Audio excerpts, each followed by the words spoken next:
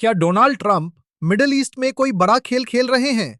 क्योंकि दावा किया जा रहा है कि ईरान पर हवाई हमलों के बाद अब जमीनी जंग की तैयारी हो सकती है। इसी खतरे को लेकर अब्बास अराकी ने अमेरिका को कड़ी चेतावनी दी है। ईरानी विदेश मंत्री ने कहा है कि अगर अमेरिका ने ईरान की जमीन पर कदम रखा तो ये उसकी सबसे बड़ी गलती होगी।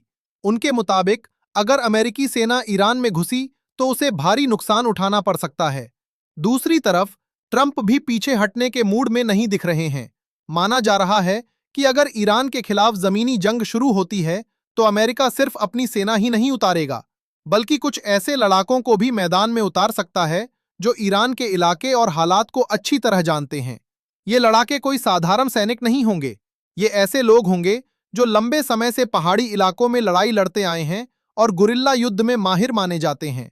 ईरानी विदेश मंत्री ने एक इंटरव्यू में यहां तक कह दिया कि ईरान चाहता है कि अमेरिका एक बार उसकी जमीन पर कदम रखे।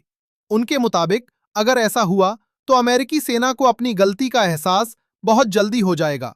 ईरान का भरोसा अपनी सबसे ताकतवर सैन्य ताकत पर है, जिसे इस्लामिक रिवॉल्यूशनरी गार्ड कॉर्प्स यानी आईआरजीसी कहा जाता है। यह संगठन सीधे ईरान के सुप्रीम लीडर अली खामेनेई के नियंत्रण में माना जाता है। आईआरजीसी को ईरान की सबसे मजबूत सैन्य शक्ति माना जाता है।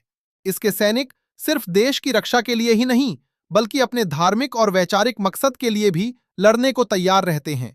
इन लड़ाकों की सोच ऐसी है कि अगर धर्म और देश के लिए जान भी देनी पड़े तो इसे हार नहीं बल्कि सबसे बड़ी जीत माना जाता है।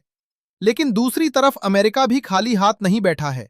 खबरों के मुताबिक अमेरिका उन कुर्द लड़ाकों पर भरोसा कर सकता है जो लंबे समय से मध्य पूर्व के अलग अलग इलाकों में युद्ध लड़ते आए हैं। असल में ईरान पिछले करीब 20 साल से अमेरिका के साथ संभावित युद्ध की तैयारी करता रहा है।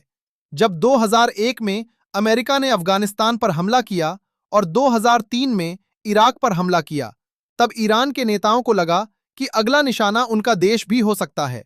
उस समय अमेरिका के राष्ट्रपति जॉर्ज डब्ल्यू बुश ने ईरान को एक्सिस ऑफ ईविल यानी बुराई की धुरी का हिस्सा भी बताया था। इन घटनाओं के बाद ईरान ने अपनी रक्षा रणनीति को और मजबूत करना शुरू कर दिया।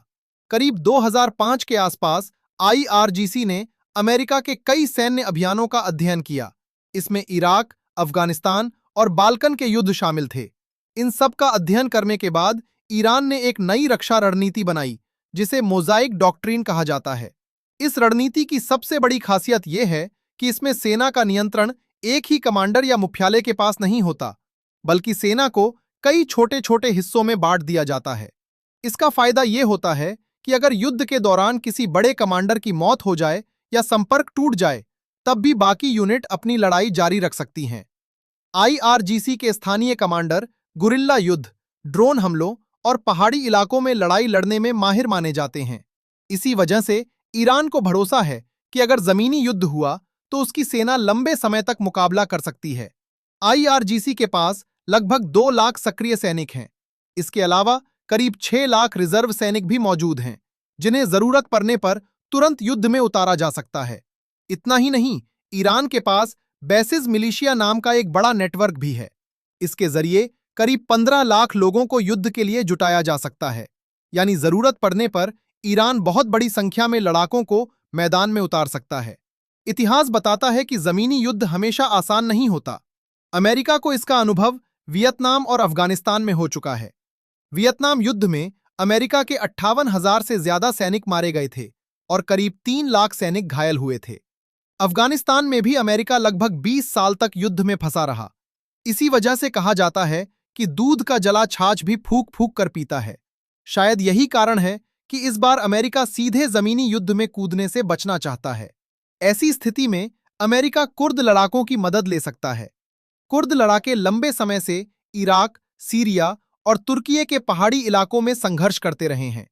उन्होंने आतंकवादी संगठन आईएसआईएस के खिलाफ भी अमेरिका के साथ मिलकर कई बड़ी लड़ाइयां लड़ी थीं। इनकी खासियत यह है कि ये कठिन पहाड़ी इलाकों में भी आसानी से युद्ध कर सकते हैं। कुर्द समाज में महिलाओं की भी बड़ी संख्या में सैन्य भागीदारी देखने को मिलती है।